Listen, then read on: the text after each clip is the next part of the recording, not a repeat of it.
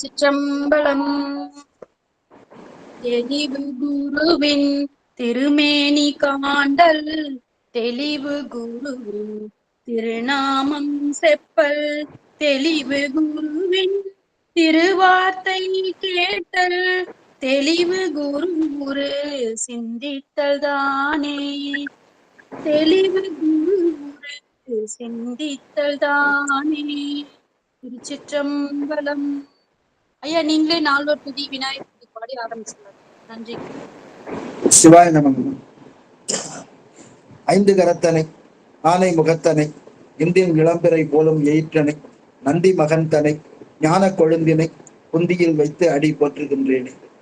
சைவத்தின் மேல் சமயம் வேறு இல்லை, அதில் சார் சிவமாம் தெய்வத்தின் மேல் தெய்வம் இல்லைனும் நான்மறை செம்பொருள் வாய்மை வைத்த சீர்திரு தேவாரமும் திருவாசகமும் உய்வை தரச் செய்த நால்வர் கொற்றாள் எம் உயிர் துணையே. பூழியர்கோன் வெப்பு ஒடித்த புகழியர்கோன் கடல் போற்றி, ஆழி மிசை கண்பிதப்பில் அணைந்த பெறான் அடி போற்றி, வாழி திருநாவலூர் வன்தொண்டர் பதம் போற்றி, ஊழிமலை திருவாத ஊரர் திருத்தாள் போற்றி, ஈராண்டில் சிவஞானம் பெற்றுயர்ந்த மெய்கண்டார் இணைத்தாள் போற்றி, நாராண்ட பல்லடியார்க்கு அருள் புரிந்த அருள் நந்தி நற்றாள் போற்றி, நீராண்ட கடந்தை நகர் மறைஞான சம்பந்தர் நிழல்தாள் போற்றி, சீராண்ட தில்லை நகர் உமாபதியார் செம்பதும திருத்தாள் போற்றி, கல்லால் நிழல் மலை வில்லார் அருளிய கொல்லார் இணைமலர் நல்லார் புனைவரை. சிவா திருச்சிற்றம்பலம். எல்லாம் வல்ல எம்பெருமானினுடைய பொன்னார் திருவடிகளை அடியேன் மனம் மொழி மெய்களினாலே வணங்கி மகிழ்கிறேன். இந்த திருவருட்பயன் 29வது அமர்விற்கு வருகை தந்துள்ள அத்தனை அடியார் பெருமக்களையும் வணங்கி மகிழ்கிறேன். இந்த நிகழ்ச்சியை அற்புதமாக ஏற்பாடு செய்திருக்கிற ஈசன் குழுமத்தாருக்கும் அதனுடைய நிர்வாகியாக இருக்கின்ற பிரேமா அம்மையார் அவர்களுக்கும் திருவருளுக்கும் இதனை அற்புதமாக பதிவு செய்து உரிய முறையில பதிவேற்றம் செய்து கொண்டிருக்கிற சார்மதி அம்மையார் அவர்களுக்கும் இதற்கெல்லாம் ஆதாரமாக விளங்கிக் கொண்டிருக்கிற திருவாசக சிந்தனை மற்றும் வேலுண்டு வினையில்லை குழுமத்தினுடைய நிர்வாக இயக்குனர் ஆனந்த ஐயா அவர்களுக்கும் என்னுடைய வணக்கத்தையும் வாழ்த்துக்களையும் நன்றியையும் தெரிவித்துக் கொள்கிறேன். சென்ற அமர்விலே 9வது அதிகாரம் தொடங்கி இருந்தோம். அந்த அதிகாரத்திலே திரு ஐந்தெழுத்து அருள் நிலை என்ற தலைப்பிட்டிருந்தார்கள். இன்புறு நிலையை அடைந்த பிறகு ஏன் திரு ஐந்தெழுத்து அருள் நிலை என்று சொல்கிறார்கள் என்ற காரணத்தை நாம் சென்ற அமர்விலே சிந்தித்தோம். திருவருட்பயன் என்கிற இந்த நூலினை நமக்கெல்லாம் தன்னுடைய பெரும் கருணையினாலே அருளி செய்தவர் உமாபதி சிவாச்சாரியார். இவர் குறள் வெண்பா அமைப்பிலே 10 அதிகாரம், ஒவ்வொரு அதிகாரத்திலும் 10 குறள்கள் மூலம் 100 குறள் வெண்பாக்களை அடக்கியதாக இந்த நூல் அமைந்துள்ளது. இது அளவிலே இரண்டு அடியில் இருந்தாலும் கூட பலவேறு முக்கியமான கருத்துக்களை, சைவ சித்தாந்த தத்துவங்களை மிக அற்புதமாக விளக்கியுள்ள ஒரு நூல்தான் இந்த நூல். சித்தாந்தம் படிப்பவர்களுக்கு இரண்டாவதாக படிக்கக்கூடிய இந்த நூல் பல்வேறு சிறப்பு அம்சங்களை உடையது. இதனுடைய விநாயகர் வணக்கமாக நற்குஞ்சரக்கன்று நன்னில் கலைஞானம் கற்கும் சரக்கு அன்று காண், யானை முகத்தை உடைய விநாயக பெருமான் அவருடைய திருவடிகளை நாம் நன்னினால் இந்த கலைஞான நூல்கள் யாவும் கடினப்பட்டு படிக்க வேண்டியது இல்லை என்று விநாயக பெருமானினுடைய முக்கியத்துவத்தையும் அதனுடைய வழிபாட்டையும் சொல்லியிருந்தார். சித்தாந்தம் சொல்கிற முப்பொருள் உண்மை பதி பசு பாசம். இந்த பதி பசு பாசம் என்பவற்றை இவர் முறையே பதிமுது நிலை, உயிரவை நிலை, இருள்மலை நிலை, இருள்மல நிலை என்ற 3 அதிகாரங்களால் சொன்னார். சிவபெருமானினுடைய அருளானது நம்மை சிவத்தோடு சேர்க்கும். அந்த அருளினுடைய நிலையை, சிறப்பினை விளக்குவது அருளது நிலை. பிறகு அந்த அருள் மானுட சட்டை தாங்கி ஞானாசிரியராக வந்து நமக்கு உபதேசம் செய்வார் என்று சொன்னோம். அவ்வாறு ஞானாசிரியராக மானுட சட்டை தாங்கி வரக்கூடிய நிலையை விளக்குவது 5வது அதிகாரமான அருளுரு நிலை.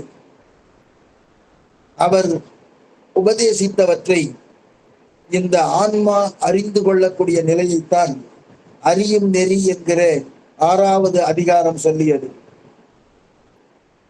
அதை கேட்ட அந்த உபதேசத்தை சிந்தித்து உயிரானது விளக்கமடைகிறது. அதனை உயிர் விளக்கம் என்று சொன்னோம்.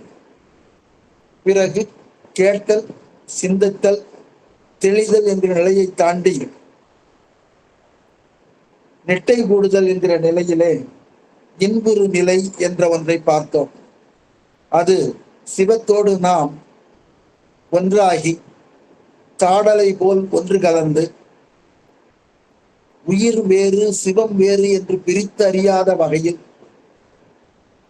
ஒன்றாக சேர்ந்ததா அல்லது இரண்டாக இருக்கிறதா என்று சொல்ல முடியாத நிலையிலே சிவத்தோடு சேர்ந்திருக்கிற நிலையைத்தான் இன்புறு நிலை என்கிற 8வது அதிகாரம் சொல்லியது. இப்பொழுது நாம் சிந்தித்துக் கொண்டிருக்கிற அதிகாரம் 9வது அதிகாரம் 5 எழுத்து அருள் நிலை என்று ஒன்று. இந்த அதிகாரத்திலே 5 எழுத்தினுடைய சிறப்புகளை, வலிமையை, முக்கியத்துவத்தை இந்த அதிகாரம் சொல்லியது. இதில் வெவ்வேறு வகையான 5 எழுத்து மந்திரங்களை பார்த்தோம். அதை யார் யார் உச்சரிக்க வேண்டும் என்கிற நிலையையும் நாம் கடந்த அமர்விலே சிந்தித்தோம். முதலாவதாக தூல பஞ்சாட்சரம், அது நமசிவாய. அடுத்தது சூக்கும பஞ்சாட்சரம், இது சிவாய நம. அதிசூக்கும பஞ்சாட்சரம் சிவாய என்கிற 3 எழுத்துக்களிலே அமைந்துள்ளது. அடுத்ததாக காரண பஞ்சாட்சரம், அது சிவ என்கிற 2 எழுத்துக்களால் அமைந்துள்ளது. அதற்கும் மேலாக மகா காரண பஞ்சாக்கரம், அது சி என்கிற 1 எழுத்தினால் அமைந்துள்ளது. இது நாயோட்டு மந்திரம் என்று சொல்லப்படுகிறது என்று நாம் சென்ற வகுப்பிலே சிந்தித்தோம். மேலும் சரியை நிலையிலே இருக்கிற பொழுது உலக இன்பம் வேண்டும், உலக இன்பத்தை மறக்க வேண்டாதவர்கள் அவர்கள் சொல்ல வேண்டிய பஞ்சாட்சரம் தூல பஞ்சாட்சரம். உலகியலிலிருந்து பற்றை நீக்கி சிவபெருமானிடத்திலே வேட்கை கொண்டு இருப்பவர்கள் சூக்கும பஞ்சாட்சரத்தை சொல்ல வேண்டும். அவர்கள் கிரியை நிலையிலேயும் பின்னர் யோக நிலையிலேயும் இருப்பார்கள் என்று சொன்னோம். பிறகு அதிசூக்கும பஞ்சாட்சரத்தை கேட்டல், சிந்தித்தல் ஆகிய நிலையிலே இருப்பவர்களும், காரண பஞ்சாட்சரத்தை தெளிதல் என்கிற நிலையிலே இருப்பவர்களும், மகா காரண பஞ்சாட்சரத்தை நிட்டை கூடுதல் என்கிற நிலையிலே இருப்பவர்களும் சொல்வார்கள் என்று பார்த்தோம். பஞ்சாட்சரம் சிவனோடு கலந்த பிறகு பஞ்சாட்சரத்தினுடைய தேவை என்ன என்பதை சிந்திக்கிற போது, நிட்டை கூடுதல் என்கிற நிலையிலே இருப்பவர்கள் தன்னுடைய பழக்கம் காரணமாக ஆணவ மலம் முற்றிலும் நீங்கி இருந்தாலும் கூட மலவாசனை காரணமாக அடுத்த நிலைக்கு இறங்குவதற்கு வாய்ப்பு இருக்கிறது. அவ்வாறு நிட்டை கூடுதல் என்கிற நிலையிலே இருப்பவர்கள் தன்னுடைய நிலையிலே இறங்காமல் இருப்பதற்காக அவர்கள் பஞ்சாட்சர மந்திரத்தை ஜபிக்க வேண்டும் என்று சித்தாந்த நூல்கள் நமக்கு அறிவுறுத்துகின்றன. தெளிதல் நிலையிலே சிலர் இருப்பார்கள். அவர்கள் நெட்டை கூடுதல் நிலையை அடைய முடியாதவர்களாக இருப்பார்கள். அவர்களுக்கும் இந்த பஞ்சாட்சர மந்திரம் நெட்டை கூடுதல் நிலையை அடைவதற்காக சொல்லப்படுகிறது. எனவே இந்த அதிகாரத்தினுடைய முதல் குறளானது வேதம், ஆகமம் ஆகிய அனைத்து நூல்களும், இவை இல்லாத நூல்கள், புராணம், திருமுறைகள் ஆகியவை அனைத்துமே பஞ்சாட்சர மந்திரத்தினுடைய பொருளை, சிறப்பை விளக்குவனவாக அமைந்துள்ளன என்று முதல் குறள் சொல்லியது.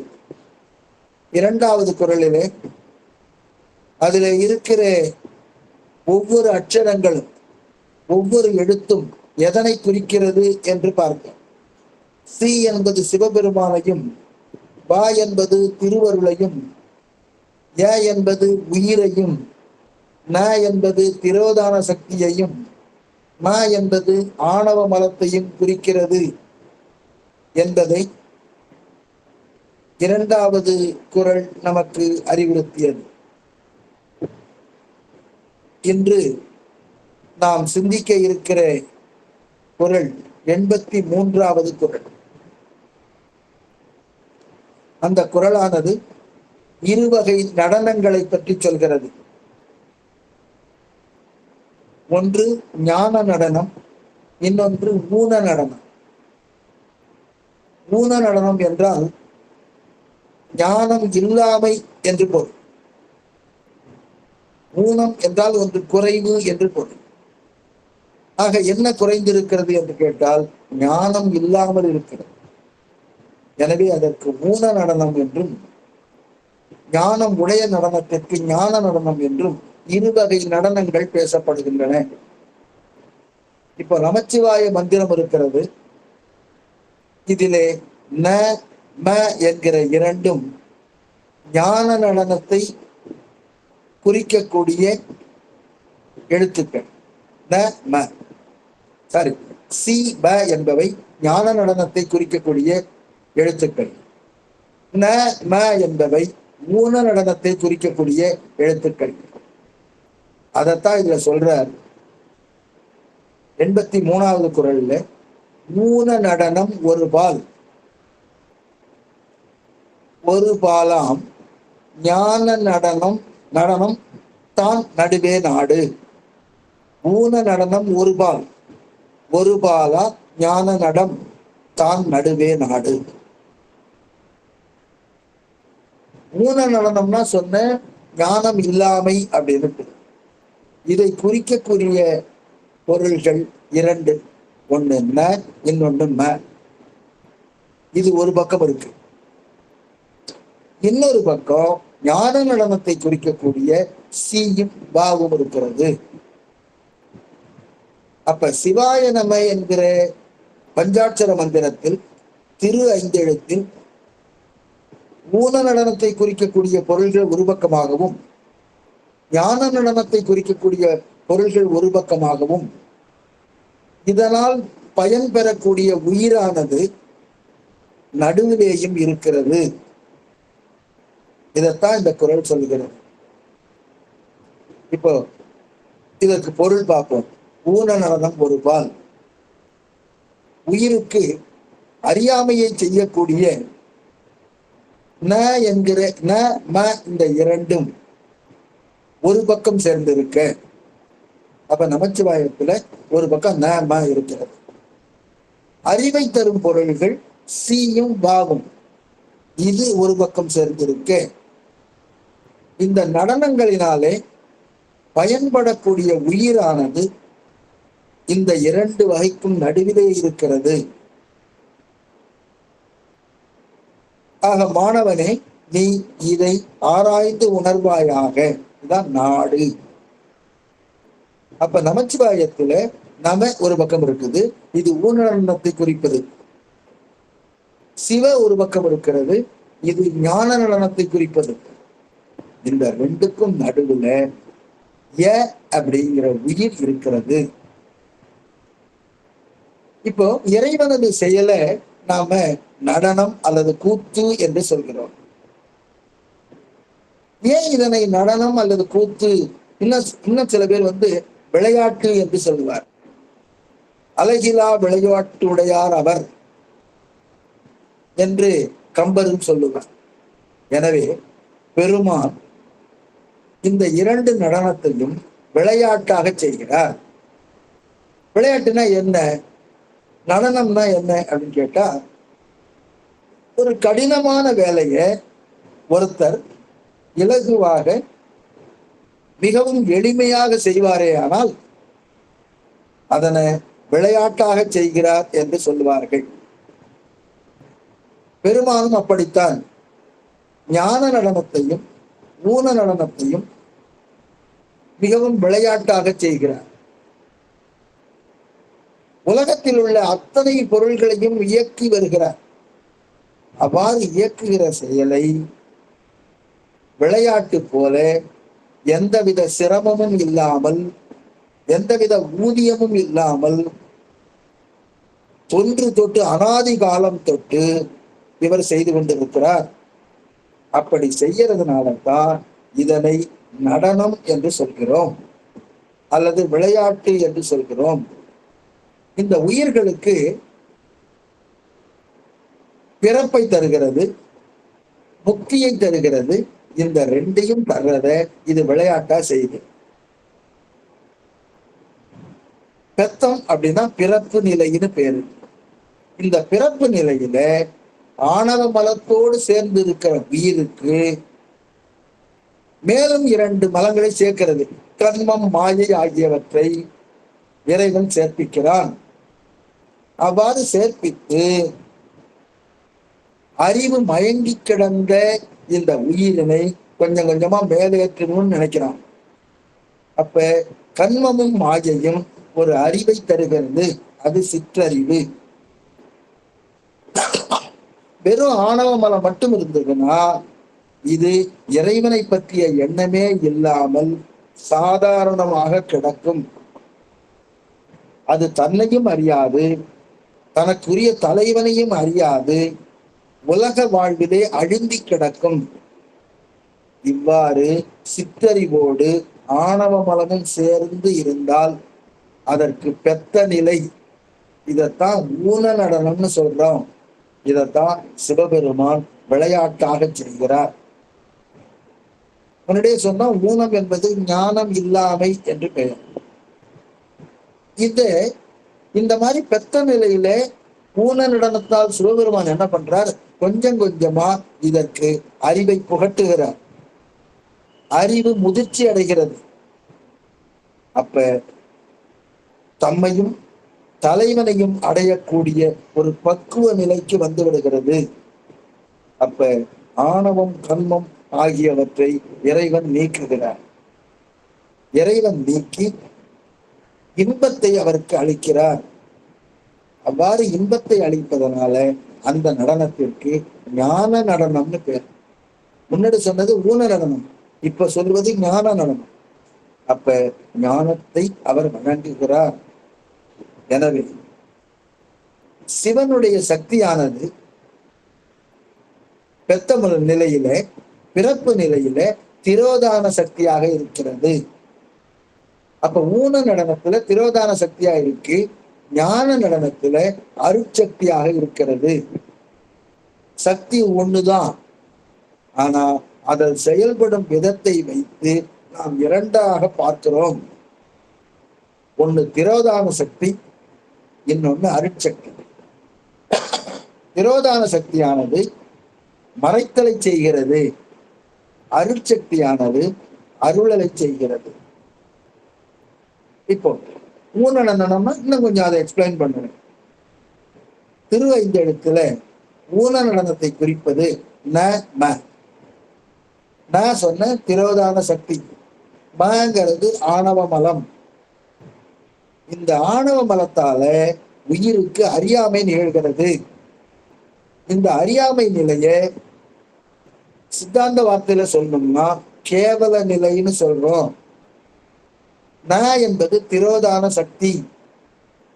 இது கண்மம் மாயை ஆகிய மலங்களை கூட்டி உயிரினுடைய அறிவை கொஞ்சம் கொஞ்சமா விளக்குகிறது.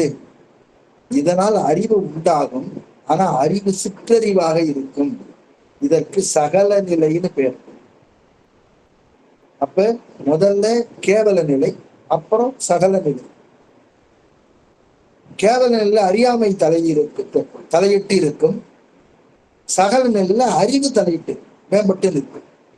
எனவே கேவல சகல நிலைகள்ல அறிவும் அறியாமையும் மாறி மாறி வரும். அவ்வாறு மாறி மாறி வர்றது உலகத்துல பகல் இரவு போல தோன்றுகிறது. எனவே பகல் இரவை போல அறிவும் அறியாமையும் மாறி மாறி வருவது திரோதான சக்தியாலையும் ஆணவத்தாலையும். இங்கனம் செய்யக்கூடிய செயலைத்தான் நாம ஊன நடனம் அப்படின்னு சொல்றோம். அப்படி பெத்த நிலையிலே உயிர்கள் எல்லாமே ஊன நடனத்துல இருந்துட்டு தான் பிறகு அடுத்த நிலையாகிய ஞான நடனத்திற்கு வரும். அடுத்தது ஞான நடனம். இதுல சீங்கிற எழுத்தும் வாங்கிற எழுத்தும் இருக்கு. இது சீங்கிற எழுத்து சிவத்தை குறிக்கிறது, வாங்கிறது அருட்சக்தியை குறிக்கிறது. முக்தி நிலையில இந்த சகல கேவல நிலை இல்லாம அறிவு அறியாமை எல்லாம் மாறி இறைவன் நமக்கு மெய்யறிவினை தருகிறான், நிலையான அறிவை தருகிறான். அவ்வாறு நிலையான அறிவை தந்தவுடனே நமக்கு ஏற்படுற நிலை ரெண்டு. ஒண்ணு அருள் நிலை, இன்னொன்னு ஆனந்த நிலை. அப்ப திருவருள் தருவது அருள் நிலை, சீங்கிற சிவம் தருவது ஆனந்த நிலை. இவ்வாறு அருள்நிலை ஆனந்த நிலை இந்த இரண்டிலும் நாம் உயிரானது மாறி மாறி இருக்கக்கூடிய நடனத்தை தான் நாம ஞான நடனம் என்று சொல்கிறோம். அதுதான் உமாபதி சிவாச்சாரியார் இந்த குரல்ல ஊன நடனம் ஞான நடனம் என்ற இரு வகையான நடனங்களினாலே சொல்லி இருக்கிறார். ஆக இந்த குரல்ல இருந்து நம்ம என்ன தெரிஞ்சுக்கிறோம்? நமக்கு இரண்டு வகையான சார்புகள் உண்டு. ஒண்ணு இறை சார்பு, இன்னொன்னு உலக சார்பு. ஞான நடத்தினால நமக்கு இறை சார்பு குறிக்கப்படுகிறது. ஊன நடத்தினால உலக பொருள்கள் உலக சார்பு நமக்கு குறிக்கப்படுகிறது. இதுல நிலையா இருக்கிறது இறைவனுடைய சார்புதான். நிலையான இன்பத்தை தருகிறது. அதோட மட்டுமில்லாம முடிவில்லாத ஒரு இன்பத்தை தருவது இந்த சிவச்சார்பு ஒன்றுதான். இது நம்மை விட்டு நீங்காமல் இருக்கும். ஆனால் உலக சார்பு என்பது இடையிலே நீங்கக்கூடியது. இந்த இன்பம் நிலையானது இன்பம் அல்ல. ஆக அறியாமை காரணமாக இந்த உலகம்தான் நமக்கு நிலையானது என்று நினைத்துக் கொண்டிருக்கிறோம். ஆனா அதனாலதான் உலகியல் மீது அதிகமா பற்று வச்சிருக்கிறோம். இந்த உலக சார்பினால விளையக்கூடிய துன்ப நிலையை நாம் உணராமல் இருக்கிறோம். சிவனுடைய இன்ப நிலையை உணரத் தொடங்கினால் நமக்கு நிச்சயமாக உலக சார்பு விடுபடும். இதனால தான் யா என்று குறிப்பிடக்கூடிய உயிரானது நடுவில் நிற்கிறது என்று சொல்கிறார். இறைவனும் நடுவு நிலைமையானவன், அவன் நடுவில் இருக்கிறவன். திருவருட்பால சொல்லும் போது நல்லார்க்கும் பொல்லார்க்கும் நடு நின்ற நடுவேம்பார். அதே போலதான் இந்த உயிரும் நடுநிலை உடையதாக இருக்கிறது. ஞான நலனத்திற்கும் ஊன நலனத்திற்கும் நடுவில் அறியாமையாகிய சகல கேவல நிலைகளுக்கும் அறிவு உடைய அருள் ஆனந்த நிலைக்கும் நடுவில் நிற்கிறது. அதனாலதான் சிவபிரகாசத்துல ஒரு பாடல் உண்டு. திரு எழுத்து அஞ்சில் ஆன்மா திரோதம் மாசு அருள் சிவம் சூழ் தர நடு நின்றது. திரோதம்னா சொன்ன, மாசு ஆணவமலம் ம, இது ஒரு பக்கம். அருள் சிவம் ப சி, சூழ் தர, இது ரெண்டு சூழ்ந்திருக்க நடு நின்றது என்று சொல்கிறார். எனவே இறைவனது செயலை நாதம் நடம் என்று முதல்ல சொன்னவர் உண்மை விளக்கம்ங்கிற நூல்ல திருவதிகை மனவாசகம் கடந்தார். அவர் அதுல நடம் என்ற வார்த்தையை பயன்படுத்தினார். ஞான நடனம் மோன நடனத்திற்கு இயல்பு சொன்னார். ஆனா அதை குறிப்பிட்டவர் முதல்ல குறிப்பிட்டவர் நம்ம உமாபதி சிவாச்சாரியார் தான். இந்த ஞான நாடகம் ஊன நடனம் என்பவற்றை குறிப்பிட்டு சொன்னவர் இவர்தான். இவருக்கு அடிப்படை எங்க இருக்குன்னு பார்த்தா திருவாசகத்துல இருக்கு.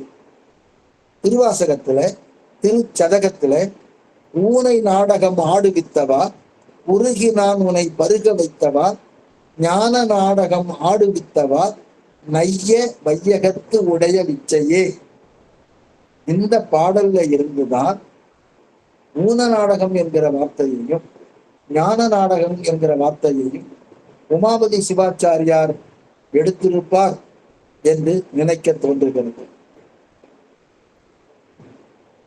ஆக ஊன நாடகம் ஞான நாடகம்னு ரெண்டு இருக்கு.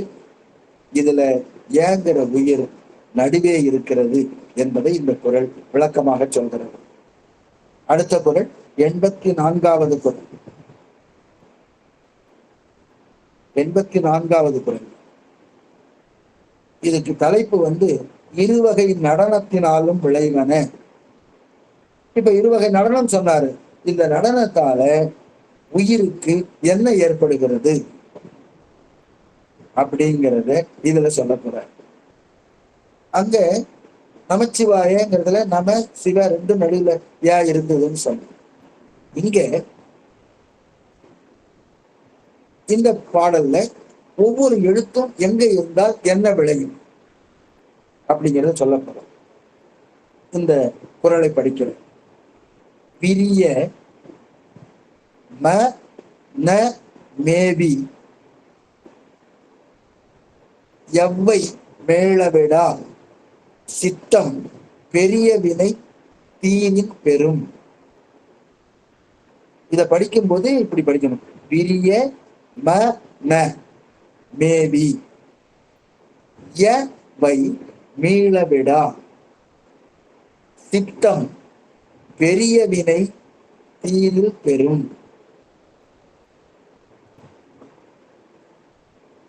இந்த உயிரை ஆணவ மலமும்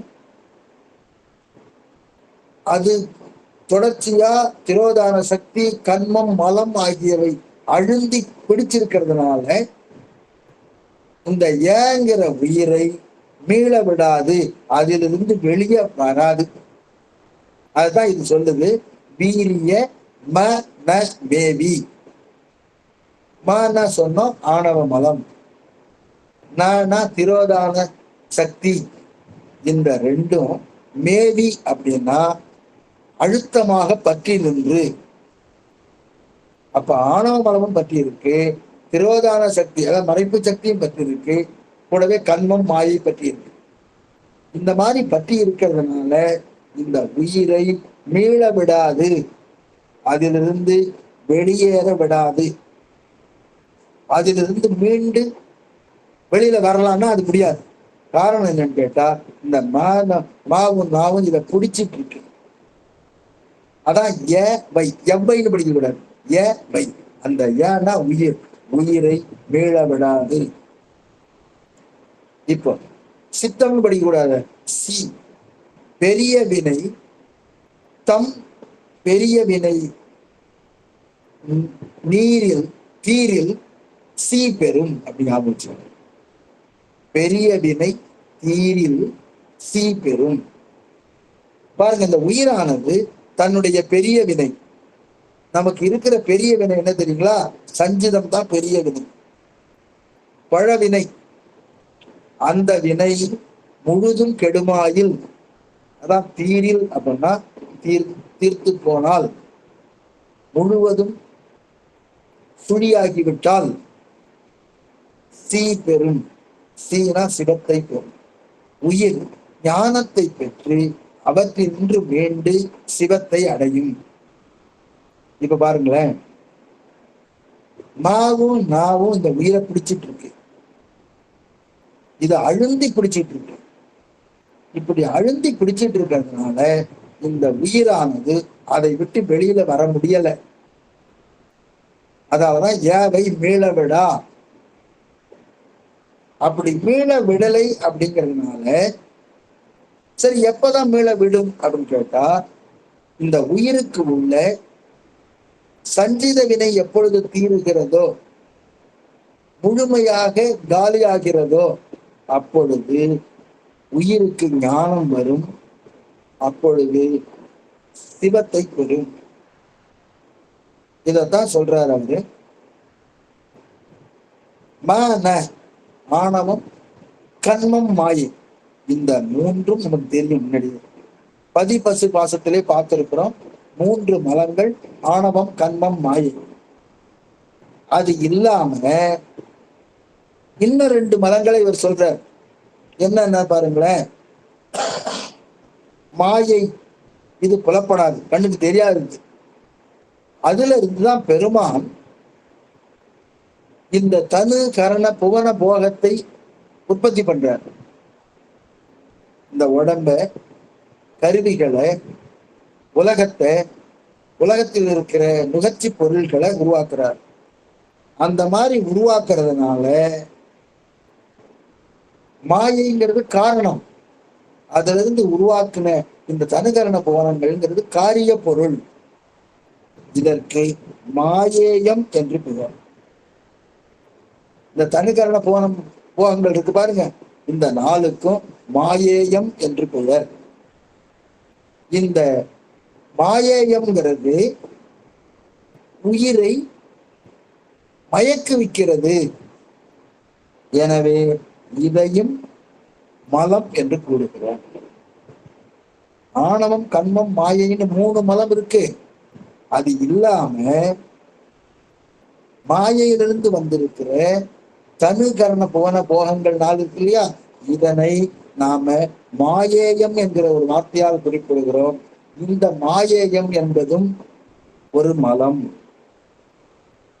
இது உயிரறிவை மயக்கக்கூடியது. இந்த மாதிரி மயக்கக்கூடியதுங்கிறதுனால இதையும் ஒரு மலமாக கூறக்கூடிய வழக்கம் உண்டு. அப்ப இதுவரை நாம பார்த்திருக்கிற 3 மலங்கள் ஆணவம், கண்மம், மாயைங்கிற 3 மலங்கள். இப்ப நம்ம சொல்லி இருக்கிற ஒரு ஒரு மலம் மாயேயம்ங்கிற ஒரு மலம். அது இல்லாம இன்னொரு மலம் ஒண்ணு சொல்ல போறோம். ஆக மொத்தம் 5 மலங்கள். இது இறைவனது திரோதான சக்தி. அதையும் மலம் என்று சொல்கிற ஒரு பழக்கம் இருக்கிறது. இதனை திரோதம் என்று சொல்லுவார்கள், திரோதானம் என்று சொல்லுவார்கள், திரோதாயி அல்லது திரோதான சக்தி. இது உண்மையில மலம் இல்லை, இது இறைவனுடைய சக்தி. ஆனாலும் கூட மற்ற மலங்களை தொழிற்படுத்தி அதனுடைய வேலையை செய்யுமாறு செய்து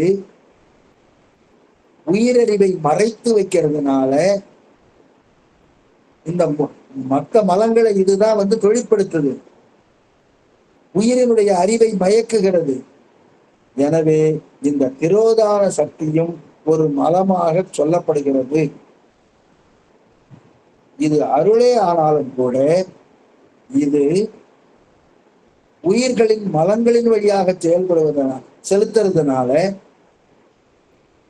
மலங்களை தொழிற்படுத்துவதனால இதையும் ஒரு மலமாக கருதுகிறார்கள். எனவே மொத்தம் 3 மலம்னு இதுவரை சொல்லி இருந்தோம். இப்பொழுது 5 மலங்கள், ஆணவம், கண்மம், மாயை, மாயேயம், திரோதானம். ஆக மொத்தத்துல 5 மலங்கள் பேசப்படுகின்றன. ஏன்னா மலங்கள் 5 என்னென்ன அப்படின்னு யாராவது வினவினால் நாம இதை சொல்ல தெரியணும். அதுக்காக சொல்றேன். இந்த மலங்கள் 5ஐயும் உமாபதி சிவாச்சாரியார் சிவப்பிரகாசம்ங்கிற நூல்ல ஒரு பாட்டுல சொல்லி இருக்கிறார். அந்த பாடல்: மோகம் மிக உயிர்கள் தோறும் உடனாய் நிற்கும் மூல ஆணவம் ஒன்று. அப்ப உயிர்களிடத்துல ஆசை அதிகமாகுமாறு உடனாக நிற்கக்கூடிய மூல ஆணவ மலம் ஒன்று இருக்கிறது. சரியா? பிறகு முயங்கி நின்று பாகம் மிக உதவு திரோதாயி ஒன்று. இதை பக்குவப்படுத்தக்கூடிய திரோதான மலம் என்ற ஒன்று உண்டு. அதான் திரோதாயி ஒன்று. பாகம் மிகனா பக்குவப்படுத்த. பகர் மாயை ஒன்று. அது இல்லாம மாயைன்னு ஒண்ணு இருக்கு. படர் கண்மம் ஒன்று. தேகமுறு கரணமுடு புவன போக செயலாறும் மாயேய திரட்சி ஒன்று. அதான் தேகம்னா உடம்பு, கரணம் கருவிகள், புவன போக செயலாறும் மாயேய திரட்சி. திரட்சினா கூட்டம். மாயேயத்தினுடைய இந்த 4ம் ஒன்று. ஆக மலம் 5 என்பர். ஆக 5 மலம் இருக்கிறது. 5ம் மாறாது அருள் என்பது அரிது. இந்த 5 மலங்களும் நீங்கினால்தான் நமக்கு அருள் கிடைக்கும். அதாவது 5ம் மாறாது அருள் என்பது அரிது என்பர் அறிந்துள்ளாரே. ஆக அறிவுடையவர்கள் அறிந்திருக்கிறார்கள். எதை அறிந்திருக்கிறார்கள்? இந்த 5 மலங்களும் நீங்கினால்தான் ஒருவருக்கு அருள் கிடைக்கும் என்று சொல்லுகிறார். இதைத்தான் என்ன பண்றாரு இந்த இடத்துல? பெரிய வினை தீரில் சி பெரும். ஐயா மன்னிக்கணுங்க ஐயா. ஐயா மன்னிக்கணுங்க ஐயா. திருச்சிற்றம்பலம் ஐயா. சொல்லுங்க. சிவபிரகாசத்துல அந்த நூல்ல பாடலோட நம்பர் கொஞ்சம் கொடுங்க ஐயா. சிவாய நமன். பார்த்து சொல்றேம்மா. சிவபிரகாசம் நூல்ல பார்த்து சொல்றேன். நன்றிங்க ஐயா. பாடல் என்ன பிடிக்கல நான் பார்த்து சொல்றேன். சிவபிரகாசங்கிற நூல்ல இருக்கு. அது தொடக்க வார்த்தை மோகம் மிக உயிர்கள் என்று தொடங்கக்கூடிய பாடல்மா. தேடிக்கலாம், இல்லாட்டி நான் தேடித்தரேன். ஆக மொத்தத்துல 5 மலங்கள் இருக்கின்றன. இவை நீங்கினால்தான் அருள் கிடைக்கும் என்று சொல்லி இருக்கிறார். ஆனா இந்த குறள்ல ஒன்னே ஒன்று சொன்னார்: பெரிய வினை தீர்ந்தால் பெரும். பெரிய வினை என்பது சஞ்சித வினை. அப்ப நமக்கு எல்லாத்துக்கும் ஒரு சந்தேகம் எழும். ஆணவ மலம் நீங்கினா அருள் வரும்னு இவ்வளவு நாள் சொன்னோம். ஆனா இப்ப சஞ்சித வினை நீங்கினால்தான் நமக்கு அருள் கிடைக்கும் அல்லது சிவத்தை பெறலாம் என்று சொல்கிறோமே. அப்ப உண்மை என்ன என்று கேட்டால், ஆணவத்திற்கும் வினைக்கு என்ன தொடர்பு நமக்கு தெரியும். ஆணவ மலம் உயிரை உள்முகமாக பார்க்க விடாது. வெளி உலகத்தை தான் பார்க்க விடும்.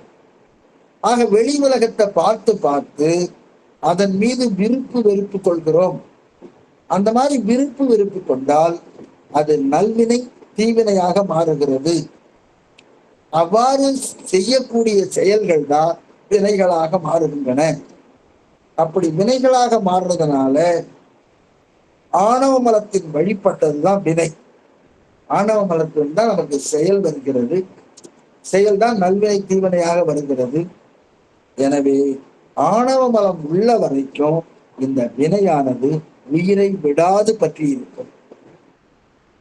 அப்ப ஆணவ மலம் நீங்கினா மலபரிபாகம் உண்டாயிருச்சுன்னு அர்த்தம்.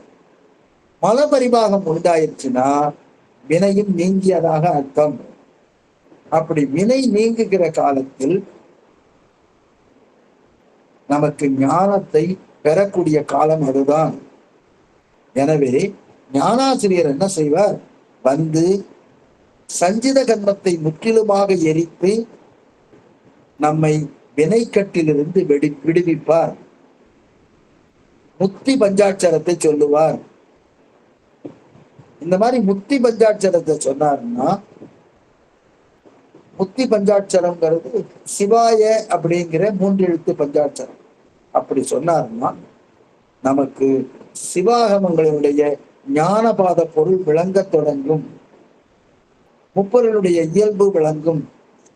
இதுதான் நிர்வாண தீட்சை என்று சொல்லப்படுகிறது. நம்ம சென்ற அமர்விலே சொன்னோம், சமய தீட்சை விசேட தீட்சைக்கு பிறகு நிர்வாண தீட்சைன்னு ஒரு தீட்சை சொன்னோம்.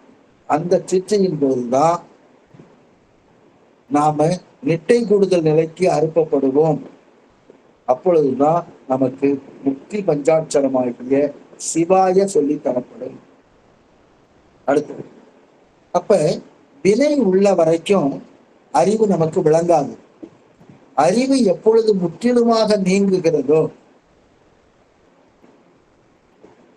அதான் சாமி, வினை எப்பொழுது முற்றிலுமாக நீங்குகிறதோ அப்பொழுது இந்த உயிரானது அறிவை பெறும். அறிவை பெற்றவுடனே நமக்கு ஞானாசிரியர் மீது நாட்டம் ஏற்படும். சிவத்தின் மீது நாட்டம் ஏற்பட்டு ஞானாசிரியரை நம்ம பக்குவம் அடைந்துட்டோம் தெரிஞ்சிட்டு அவர் வருவார். அவர் சஞ்சித கண்மயத்தை முற்றிலுமாக எரிப்பார். இந்த தீட்சையின் மூலமாக சஞ்சித கர்மம் நமக்கு முற்றிலுமாக நீங்கும். அப்பொழுது உயிரானது சிவத்தை பெறும். அதனாலதான் இவர் சொன்னார், பெரிய வினை தீரில் பெறும். ஆக பெரிய வினையான சஞ்சிதம் தீர்தலையே முக்கியமாக சொன்னாலும் கூட ஆணவ மலம் நீங்கினால்தான் இது நீங்கும், பெரிய வினை நீங்கும். அப்ப ஆணவ மல நீக்கம், மலபரிபாகம், பிறகு சஞ்சித நீக்கம். அப்பொழுது நமக்கு உயிரானது சிவத்தை பெறும். அதனாலதான் முதல்ல பக்குவரத்துக்கு முன்னாடி நாவில குறிக்கப்படுகிறது, பிறகு வால ஞான நடனத்தால் குறிக்கப்படுகிறது. இதுல மாவும் நாவும் அழுந்தி இருந்ததுனால யாவை மீள விடாமல் செய்யும். பெரிய வினம் தீர்ந்தால் சீயானது உயிரானது சீயை பெறும் என்று இதுல சொல்லப்பட்டிருக்கிறது. இப்போ சி அப்படிங்கிறது தான் முதல்ல வச்சு சொல்லணும் அப்படிங்கிறத நாம இதுல சொல்ல அடுத்த குரல்ல சொல்றேன். இப்போ 2 பஞ்சாட்சரம் சொன்னோம். ஒண்ணு நமசிவாயம், அது அனைவரும் சொல்லலாம். திருவாசகத்துல கூட நமச்சிவாய வாழ்க என்றுதான் தொடங்குகிறார். எனவே நமச்சிவாயங்கிறது அனைவரும் சொல்லலாம். இது உலக இன்பம் தேவைப்படுவோர் இந்த தூல பஞ்சாட்சரத்தை சொல்ல வேண்டும். இதை விடுத்து எனக்கு மறுமை பயன் வேண்டும் என்பவர்கள் சீயை முதலாக வைத்து சொல்ல வேண்டும் என்று சொல்லி இருக்கிறோம். அதைதான் அடுத்த பாடல், அடுத்த குரல் 85வது குரல்ல சொல்லப்போம். 85வது குரல், மால் ஆர் திரோதம் மலம் முதலார் மாறுமோ மேலா சி மீளாவிடின். மால் ஆர் திரோதம் மலம் முதலாய் மாறுமோ மேலா சி மீளாவிடின். மால்னா மயக்கம் அப்படின்னு பொருள். மால் ஆறுனா மயக்கம் பொருந்திய. திரோத மலம், திரோதம்னா சொன்ன திரோதான சக்தி, அதான் அந்த ந என்ற எழுத்தால் குறிக்கிறோம். மலம் ஆணவ மலம், இது ம என்ற எழுத்தால் குறிக்கிறோம்.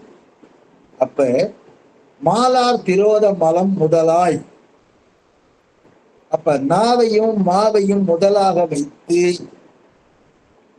நாம் இதை சொன்னால் மாறுமோ, மாறுமோனா மாறாதுன்னு. மலம் முதலாகிய பாசங்கள் நமக்கு நீங்குமா அப்படின்னு கேட்டா நீங்காது. அப்ப நமசிவாய என்ற மந்திரத்தை சொல்வதன் மூலம் நமக்கு பாசங்கள் நீங்குமான்னு கேட்டா நீங்காது. அதான் இதில் சொல்றார், மாலார் திரோத மலம் முதலாய் மாறுமோ. சரி, மேலா, மேலானா முதலாய். சி, சி மேலா, சியை முதலாக வைத்து மீளாவிடின் முறை மாறாமல் சொல்லுவாயானால், முறை மாறாமல் உள்ளதாயின் மாறுமே தவிர நமசிவாய சொன்னா மலம் முதலானவை மாறாது. அப்ப நம்ம தெரிந்து கொள்ள வேண்டியது 2 முறைகள்ல சொல்லலாம். ஒண்ணு திரோதத்தை முதல்ல வைத்து நமசிவாயன்னு சொல்லலாம், இன்னொன்னு சிவாய நம என்று சொல்லலாம். நமசிவாய என்று சொன்னால் ந என்ற எழுத்து முன்னாடி இருப்பதனால நமக்கு இந்த பாசம் முதலான மலங்கள் நீங்காது. அப்ப சீயை முதலாக வைத்து சொல்ல வேண்டும். அப்ப நமசிவாய என்று ஓதி வந்தால் அதனால் நிச்சயமாக நமக்கு பாசம் நீங்காது. இத உண்மை விளக்கத்திலே நம்ம பார்த்தோம். நாம் முதலா ஓதில் அருள் நாடாது, நாடும் அருள் சி முதலா ஓது நீ சென்று அப்படின்னு உண்மை விளக்கத்துல பார்த்தோம். அதேதான் இங்கேயே சொல்றார். நால ஆரம்பிச்சு நமசிவாய சொன்னோம்னா முதல்ல எது போகுதோ அதுதான் தலைமை பொருள். ஒரு கூட்டத்துல ஒரு முக்கியஸ்தர் தான் முன்னாடி வருவேன். அதே போலத்தான் இங்க நமசிவாயில என்ன முன்னாடி வந்ததுன்னா நமக்கு திரோதான சக்தி முதன்மை பொருள், மங்கிற ஆணவம் முதன்மை பொருள். அத பின்னாடிதான் அப்புறம் மற்றவையெல்லாம் வருகின்றன, மற்றவை அடிமை பொருள்கள் ஆகின்றன. எனவே நமச்சிவாய சொல்லுகிற பொழுது திரோதான சக்தி தான் தலையெடுத்து இருக்கும். அப்ப மறைத்தல் சக்தி இருக்கிறதுனால நமக்கு இந்த மலங்கள் மாறாது. சரி, இப்ப சிவாய நம்ம சொல்றோம். அப்ப தலைமை பொருளாக இருப்பது சிவம். அடுத்தது ப அருள், அடுத்தது ய உயிர். எனவே அடிமை பொருளாக இருப்ப உயிரானது சி என்பதை உண்மை பொருளான முதன்மை பொருளான சியை முன்னர் வைத்து நாம் சொல்ல வேண்டும். இப்போ இன்னொன்னு தெரிஞ்சுக்கணும். இந்த மாதிரி 2 சொல்லும் பொழுது எனக்கு இந்த உலகப்பற்றெல்லாம் போயிருச்சு, நான் சிவத்தின் மீது பற்றி கொண்டிருக்கிறேன், அதனால நான் இந்த மாதிரி சிவாய நமன்னு சொல்றேன் அப்படின்னு சொன்னால் அதை நாம மாற்றிக்கொள்ளுதல் இல்லை, மாற்றிக்கொள்ள கூடாது. உரிய ஞானாசிரியர் மூலமாக முதல்ல ஒருத்தர் சமய தீட்சை வாங்கிட்டார். அவருக்கு தூல பஞ்சாட்சரம் சொல்லப்பட்டிருக்கிறது. அவரு தானாகவே கணிக்கும் போது எனக்கு இந்த உலக இன்பம்லாம் வேண்டாம், நான் சிவன் மீது பற்று கொண்டுட்டேன், எனவே நாளையிலிருந்து நான் சூக்கும பஞ்சாட்சரத்தை சொல்ல போறேன்னு அவரா மாற்றிக்கொள்ள கூடாது என்பதை நினைவு கொள்ளுதல் வேண்டும். இதை நல்ல ஞாபகமா வச்சுக்கணும். காரணம் என்ன என்று கேட்டால், ஒரு குழந்தைக்கு பால் தான் ஜீரணமாகுது அப்படிங்கும் போது பிறந்த உடனே அவங்களுக்கு தாய்ப்பால் கொடுப்பார்கள். ஒரு குறிப்பிட்ட காலம் வரை, ஒரு 4 மாதமோ 5 மாதமோ 6 மாதமோ வரைக்கும் தாய்ப்பால் கொடுப்பாங்க. அப்புறம் என்ன பண்ணுவாங்க, அதற்கு ஜீரண சக்தி வந்து விட்டது என்பதை அறிந்த தாய்தான் அதற்கு ஒரு கஞ்சி அல்லது பசும்பால் இப்படி ஒண்ணு, அப்புறமா பருப்பு சாதம், இப்படி படிப்படியாகத்தான் அந்த உணவு முறைகளை மாற்றுவார்களே தவிர, அதை தாய் தான் மாற்றுவாரே தவிர குழந்தை தன்னுடைய இஷ்டத்திற்கு அதை செய்துவிட முடியாது. இதே போலத்தான் நம்முடைய பக்குவம் அறிந்து ஞானாசிரியர் அந்த பஞ்சாட்சரத்தை மாற்றி தருவாரே அல்லாமல் நாமவே மாற்றிக்கொள்ள கூடாது. இப்ப சில பேருக்கு இன்னொரு சந்தேகம், நம்ம அடிக்கடி சிவாய நமன்னு சொல்றோமே, அது மாதிரி சொல்லலாமான்னு கேட்டா, அது சிவாய நமங்கிறது சொல்றது வேற. ஆனா பூஜையின் போது அந்த கணித்தல் இருக்கு பாருங்க, 108 முறை சொல்ல வேண்டும் அப்படின்னு ஞானாசிரியர் சொல்றாரு இல்லைங்களா. அது அவர் சொன்னபடித்தான் சொல்ல வேண்டும். அவர் ஓம் சேர்த்து சொல்லி இருந்தாரானால், ஓமோடு பீஜ மந்திரம் சேர்த்து சொல்லி இருந்தாரே ஆனால் அதைத்தான் அப்படியே உச்சரிக்க வேண்டுமே தவிர நாம மாற்றிக்கொள்ள கூடாது. இதை மட்டும் ஞாபகம் வச்சுக்கணும். அப்ப நமசிவாய என்று சொல்வார்கள், சிவாய நம என்று சொல்கிறார்கள். மாணிக்கவாசகர் சொல்லுவார், நானேயோ தவம் செய்தேன் சிவாய நம என பெற்றேன், ஏனாய் இன்னமுதவுமாய் தித்திக்கும் சிவபெருமான் தானே என் உள்ளம் புகுந்து அடியவனுக்கு அருள் செய்தான். 3 நாளும் உயிர் வாழ்க்கை உடல் வாழ்க்கை பொறுத்தன்றே விருத்தடுவேன்னு சொல்லுவார். அந்த மாதிரி சிவாய நம என்று சொல்வதற்கு நான் என்ன தவம் செய்தேன்னு மாணிக்கவாசகர் சொல்றார். அந்த மாதிரி தவம் செய்தவர்களுக்குத்தான் அந்த சிவாய நம என்கிற பக்குவமுடைய ஆன்மாக்களுக்குத்தான் சிவாய நம என்பது வாய்க்கப்பெறும். அதே மாதிரி அப்பர் பெருமானும் சொல்லுவார், கருவாய் கிடந்து உன் கடலே நினையும் கருத்துடைய அப்படின்னு சொல்லிட்டு கடைசியில சொல்லுவார், திருவாய் பொலிய சிவாய நம என்று நீரணிந்தேன். அப்ப திருநீர் அணியும் போது சிவாய நமன்னு சொல்லி நான் திருநீர் அணிந்தேன் அப்படின்னு சொல்லுவார். அதனால என்ன பயன் கேட்டா, தருவாய் நீ சிவகதி, எனக்கு சிவகதியை நீ தருவாயாக என்று அப்பர் பெருமானார் சொன்னார். ஔவையாரும் சிவாய நம என்று சிந்தித்திருப்பார்க்கு அபாயம் ஒரு நாளும் இல்லை என்றார். அவர் சொல்லிக்கக்கூடிய அபாயம் என்னன்னு கேட்டா, ஊழ்வினையுடைய தாக்கம். ஊழ்வினைங்கிறது போன ஜென்மாவில நாம செய்திருக்கிற வினை, அந்த வினையினுடைய தாக்கத்தை தான் அவ்வை பாட்டி அபாயம்னு சொல்றார். அந்த ஊழ்வினையினுடைய தாக்கம் இல்லாம இருக்கணும்னா நமக்கு ஒரு துன்பம் வரும் காலத்து அதை சிவாய நம திருவருளால் தான் இது நமக்கு நடக்கிறது என்பதை ஏற்க வேண்டும். அப்படி ஏற்றுக்கொண்டோமே ஆனால் அந்த துன்பமானது உடல் அளவில் கழியுமே தவிர அது உயிரை தாக்காது. ஆக ஒரு துன்பம் வருகிறது, அப்படி வருகிற பொழுது சிவாய நம என்று சொல்லி இது திருவருளால் தான் நிகழ்கிறது என்பதை உணர்ந்து கொண்டோமே ஆனால் அந்த ஊழினால் ஏற்படும் துன்பமானது நமக்கு உடல் அளவில் கழிந்து போகுமே தவிர உயிரை எந்த அளவிலும் பாதிக்காது. அதனாலதான் சிவாய நம என்று சிந்தித்திருப்பார்க்கு அபாயம் ஒரு நாளும் இல்லைன்னு சொல்லுவார். அந்த அபாயம் என்பது ஊழ்வினையினால் நமக்கு ஏற்படக்கூடிய தாக்கத்தை சொல்லுகிறது. அதுல நல்லா கவனிக்கணும். சிவாய நம என்று சொல்வார்க்குன்னு இல்லை, சிவாய நமன்னு யார் வேணாலும் சொல்லலாம். அவங்களுக்கு அந்த மாதிரி சொல்றவங்களுக்கு அபாயம் இல்லையானா அவங்களுக்கு எப்படியோ தெரியாது. ஆனா அதை சிந்தித்திருப்போருக்கு, அத நாம சிந்திச்சு ஓஹோ சிவாய நமன்னா இப்படியா அப்படின்னு தெரிந்து கொண்டு சிந்திப்பவருக்கு தான் அபாயம் இல்லை. அப்ப ஊழ்வினுடைய பயன், ஊழ்வினையினுடைய பயன் இல்லை என்பதை இந்த குறள் சொல்லுகிறது. எனவே சொல்லுகிற பொழுது நாவை முன்னிறுத்தி சொல்லாமல் சீவை முன்னிறுத்தி சொன்னால் இந்த இவை அடங்கும், மலமானது நீங்கும் என்று சொல்லியிருக்கிறார். 86வது குறள். உலக பற்று இறங்கத்தக்கது,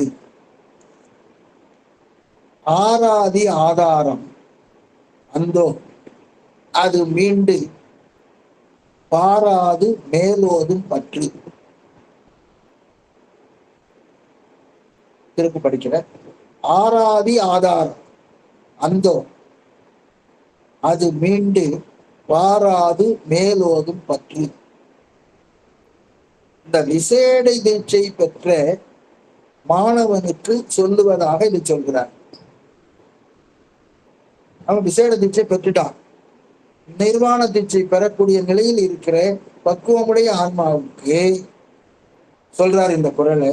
ஆதாரம், ஆதாரம்னா இந்த எல்லா பொருள்களுக்கும் உலகத்துல நம்ம எந்தெந்த பொருள்கள் பார்க்கிறோமோ அத்தனை பொருள்களுக்கும் எது ஆதாரம்னு கேட்டா சிவம் தான் ஆதாரம். அதான் ஆதாரம். ஆராதி, ஆராதினா நீ வழிபடுவாயாக.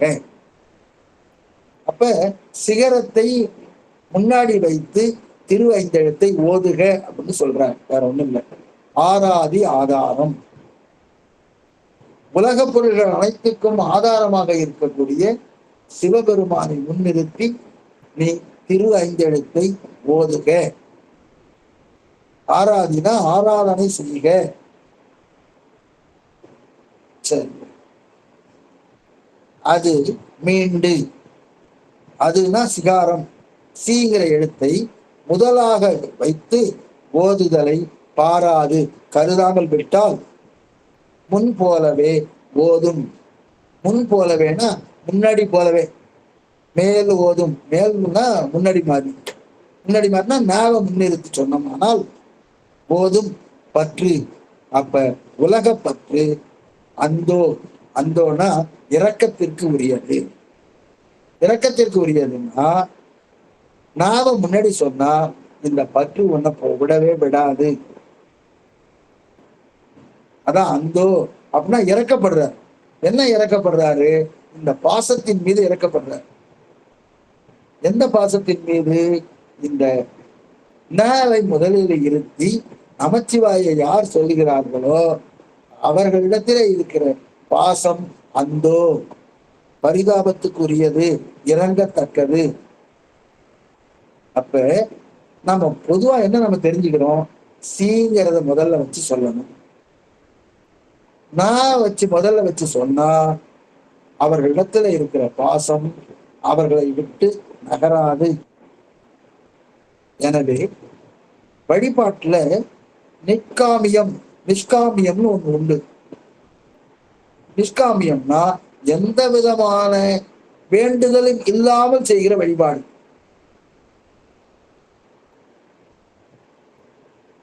உலக பயனில பற்று வச்சு செஞ்சா அது வேற, அது காமியம். இது நிற்காமியம். அப்ப நிற்காமிய வழிபாட்டினை செய்யாமல் உலக பயனில் பற்றி நீங்காமல் நிற்கக்கூடிய மாணவருக்கு இதை சொல்லியிருக்கிறார். ஆக விசேட தீட்சை பெற்று சீயை முதலாக வைத்து சொல்லுங்கள். நிற்காமியமாக வழிபாடு செய்யுங்கள். எந்த விதமான வேண்டுதலும் இல்லாமல் இறைவனை வழிபாடு செய்தோமே ஆனால் சி என்பதை முதலிலே வைத்து சொன்னால் நமக்கு பாசங்கள் நீங்கும். அப்படி இல்லையேல் அது நீங்காது. அப்படி மாவை முன்னாடி வைத்து சொல்லக்கூடியவர்களுடைய பாசமானது நீங்காது என்பதனாலேதான் அதை பரிதாபத்துக்கு உரியது. என்ன பரிதாபத்துக்கு உரியது? பிறவியை நீங்க செய்யாது, பிறவி துன்பத்திற்கு ஆட்படுத்திவிடும். ஏன்னா முன்னாடியே நாம ஊழ நலனத்தை நாம தான் பார்த்தோம். எனவே ஊழ நலத்திலேயே இந்த உயிர் அழிந்துவிடும். அப்படி அழிந்தினால் இது பிறவி நீக்கத்திற்கு பயன்படாது. பிறவி கடலை நீந்த வேண்டும் என்று சொன்னால் சீயை முன்னாக வைத்து சிவாய நம என்றுதான் ஓத வேண்டுமே தவிர உலகியல் பற்று நீங்காமல் இருந்தால் அதான் இறங்கத்தக்கது. அந்தோன்னு சொல்லிட்டார். அந்தோன்னா இவர்களுக்கு உலகப்பற்று நீங்காமல் இருக்கிறதே. இந்த உயிர்கள் எப்பொழுதுதான் மேலே வந்து அறிவு நிலையை அடைந்து ஞான நடனத்தைக்கு உள்ளாகும் என்பதை இவர் அந்தோ என்கிற ஒரு வார்த்தையினாலே சொல்லி இருக்கிறார். எனவே ஆராதி ஆதாரம் சி என்பதை முதலாக கொண்டு சொல்லுங்கள். நாவை முன்னாக சொன்னால் அவர்களிடத்திலே இருக்கிற பாசம் அவரை விட்டு அகலாது. அகலாது என்பதனாலே பிறவிப்பணி நீங்காது. பிறவிப்பணி நீங்கவில்லை என்றால் நாம் பிறந்த பிறப்பிற்கே, அதில் மனிதனாக பிறந்த பிறப்பிற்கே அர்த்தமில்லாமல் போய்விடும். எனவே நாம் பிறந்த பிறப்பு பிறவியை நீக்க வேண்டும் என்கிற ஒரு நோக்கத்தை அடைவதாக இருக்க வேண்டும். அந்த நோக்கம் நிறைவேற வேண்டுமானால் நாம் சீயை முதலாக வைத்து சிவாய நம என்று உரிய ஞானாசிரியர் மூலமாக நாம் அந்த பஞ்சாட்சர மந்திரத்தை பெற்று ஓதி பிறவி பிணியை நீக்க வேண்டும் என்று இந்த நேரத்திலே சொல்லி, ஆக நாம் 2 வகையான நடனங்கள், ஞான நடனம், ஊன நடனம் ஆகியவற்றை பற்றி பார்த்தோம். அடுத்ததாக அடுத்த குறள்ல நாவும் மாவும் முன்னாடி இருந்தா நம்ம உயிரை மீள விடாதுன்னு சொன்னோம். அடுத்த இதுல திரோதம் முன்னறி வைத்து நாவையும் மாவையும் முன்னறி வைத்தால் நமக்கு பாசம் நீங்காது என்பதை சொன்னோம். சீயை முன்னராக வைத்துத்தான் நாம் திருவைந்தெழுத்தை ஓத வேண்டும் என்றும், ஞானாசிரியர் மூலமாக உபதேசம் பெற்றுத்தான் இதனை ஓத வேண்டும் என்று சொல்லி, இதற்குரிய வழிமுறைகள் நம்ம முன்னாடியே இதனுடைய சிறப்புகளை சொல்லி இருந்தோம். எனவே இந்த சி என்பதை முதலிலே வைத்து சொல்ல வேண்டும் என்பதுதான் இந்த 3 குறள்களிலும் நாம் அறிந்து கொண்ட பொருள் என்று கூறி மீண்டும் அடுத்த அமர்விலே சந்திப்போம். இதுவரை என்னோடு பயணித்திருந்த அத்தனை அடியார் பெருமக்களுடைய திருவடிகளையும் வணங்கி ஒத்துழைப்பு தந்த அனைத்து அடியார் பெருமக்களுக்கும் திருவருளுக்கும் நன்றி கூறி விடைபெறுகிறேன். நன்றி, வணக்கம். சிவாய.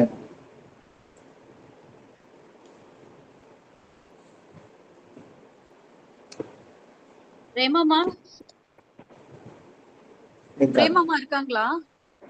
அவங்க இல்லம்மா, கடலூர் போறேன்னாங்கம்மா, இங்க இருக்க மாட்டாங்க. நீங்க பாருங்க. சரிங்கம்மா. யாராவது சந்தேகம் இருந்தா ஐயாட்ட கேட்கலாங்கம்மா, இல்ல கருத்துக்களையும் பதிவு செய்யலாம்.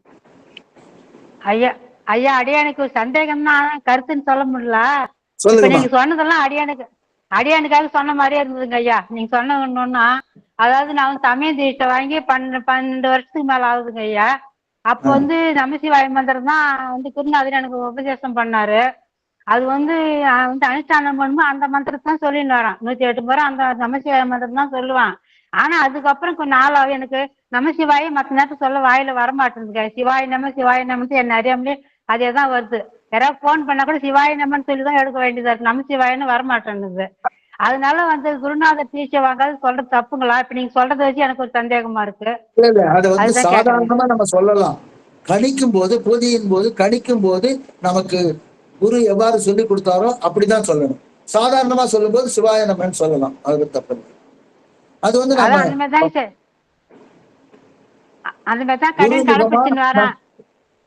அதான் உபதேசம் வாங்கும் போது என்ன சொல்றாங்களோ அதைத்தான் சொல்லணும். அவர் 108 முறை சொல்ல வேண்டும் என்று சொல்லுவார்கள். ஆனா 108 முறைங்கிறது கிடையல. குறைந்தபட்சம் 108 முறை. நாம 1008 முறை கூட சொல்லலாம், 508 முறை சொல்லலாம், இப்படி. ஆனா அவர்கள் சொல்லி கொடுத்த உபதேச மந்திரத்தை தான் சொல்லணுமே தவிர, நாம அந்த கணிக்கும் போது, ஜபமாலையில ஜபம் பண்ணும் போது அதைத்தான் சொல்லணும், இது சொல்லக்கூடாது.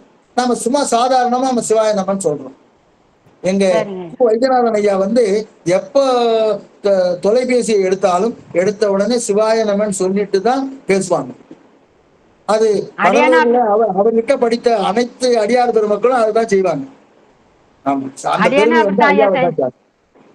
அடியானா அப்படித்தான், யார் போன் பண்ணாலும் இல்ல யாராவது கூட சிவாய நமன் தான் வாயில வரும். ஆனா அந்த அனுஷ்டானம் பண்ணும் போது அந்த மந்திரம் ஜெபிக்கும் நம்ம சிவாயன் தான் சொல்லின்னு வரான். அதான் நீங்க சொல்லும் போது இப்ப நம்ம சொல்றது தவறா இல்ல இந்த தரம் தீட்சை வாங்கிதான் அந்த மந்திரத்தை சொல்லணுமா அப்படின்னு எனக்கு ஒரு சந்தேகம் இருந்துங்க ஐயா. கணிக்கும் போது நம்ம அதைத்தான் கணிக்கும். ஜபம் பண்ணும்போது அடியானுக்கு அடுத்த தீட்சை வாங்கறதுக்கு பெருமாள் திருவள்ளுவர் கூட்டல. அதனால நான் அகப்பூஜையா செஞ்சுக்கிறேன். டெய்லி நான் அகப்பூஜை செய்யறேன். அனுஷ்டானம் பண்ணிட்டு அகப்பூஜை டெய்லி செய்யறான். அதனால அந்த மந்திரத்தை சொல்லலாமான்னு உங்களுக்கு கேட்டு தெளிவுபடுத்துக்கணுங்க ஐயா. ரொம்ப நன்றிங்க ஐயா. நீங்க 5 எழுத்து ரொம்ப சிறப்பா சொன்னீங்க. ரொம்ப ரொம்ப சிறப்பா இருந்துங்க. அடியான் சரியான வழியில் தான் போறேன்னு குருநாதர் சொல்லிட்டாரு. இனிமே எனக்கு பயமே இல்ல, சந்தேகம் இல்ல. திருச்சிற்றம்பலம். சிவாய நமங்க ஐயா. கண்டிப்பா.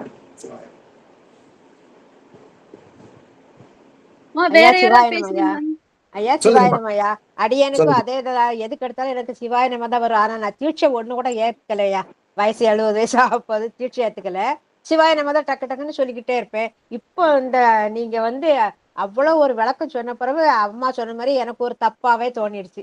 அதனால நீ யார்கிட்ட நமச்சிவாய சொன்னா போதுமா ஐயா? எனக்கு அது புரியல. சொல்லுங்கம்மா, உங்க சந்தேகம் என்னம்மா?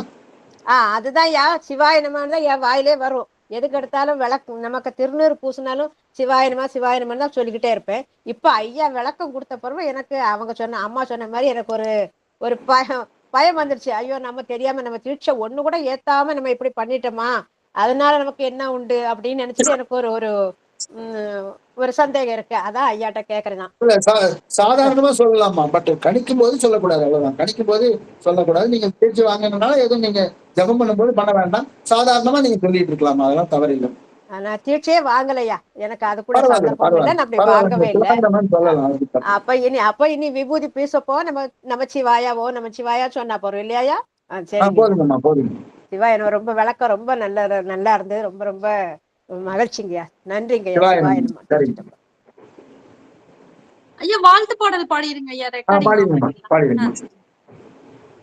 நீங்க பாடுறீங்களாங்கய்யா? நீங்களே பாடிடுங்கம்மா. சரிங்க ஐயா, சரிங்க.